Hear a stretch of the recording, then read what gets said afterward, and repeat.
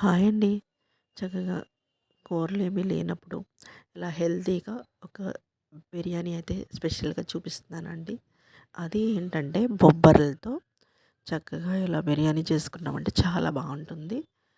Evening ఇలా stove మీద cooker పెట్టేసుకొని ఆయిల్ వేసుకొని సింపుల్‌గా ఎక్కువగా కాదు మసాలా వేసేసుకుందాం. బిర్యానీ మసాలా వేసేసుకొని కొంచెం కాజు వేసేసుకొని ఉల్లిపాయ, పచ్చిమిర్చి వేసి చక్కగా ఇవిగోండి బొబ్బర్లు నీట్‌గా కడిగేసుకొని ఇలా కట్ చేసుకున్నాను.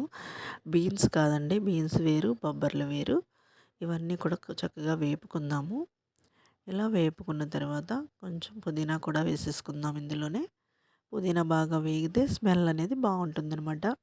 ఇలా ఈవినింగ్ చేసి పెడితే పిల్లలు రైస్ వద్దనకుండా తింటారు. ఇందులోనే కొంచెం అల్లం వెల్లుల్లి పేస్ట్ కూడా వేసేసుకొని వేగనిద్దాము.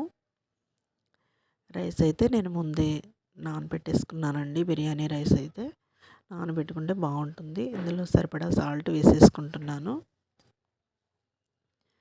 వేసుకుని నానబెట్టుకున్న రైస్ కూడా ఇందులో వేసేసుకుంటున్నాను. నేను ఒక గ్లాస్ రైస్ అయితే వేసుకున్నాను. ఇవి కూడా కొంచెం ఇలా వేగనిస్తే జాగ్రత్తగా తిప్పుకోవాలి. కొంచెం ఇలా వేగనిస్తే బాగుంటుంది. ఇలా వేగిన తర్వాత ఇందులో కొద్దిగా కారం కూడా వేస్తున్నాను. అప్పుడు ఇందులోనే వాటర్ వేసేసుకుందాము.